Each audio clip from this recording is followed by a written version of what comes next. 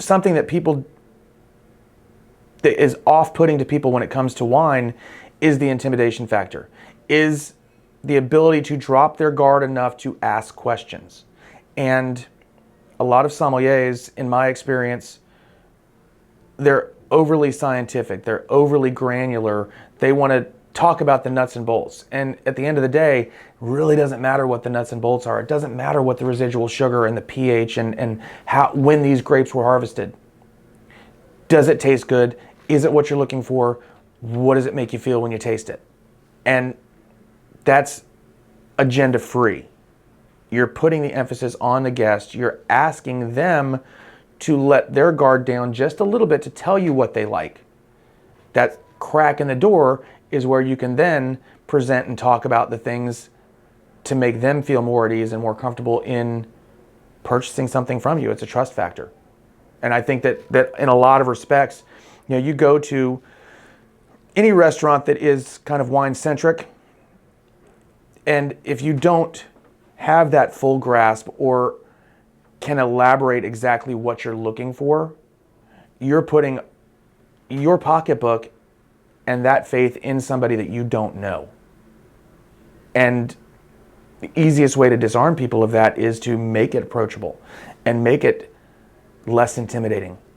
The goal for us here is to find something that you do fall in love with, earn that trust, and keep coming back.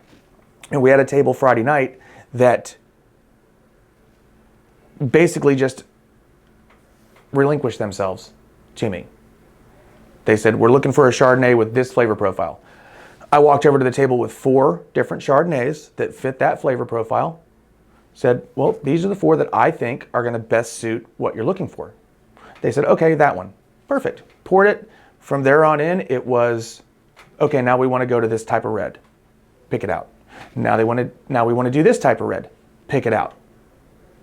Took 15 minutes to earn that trust. That trust is going to be established.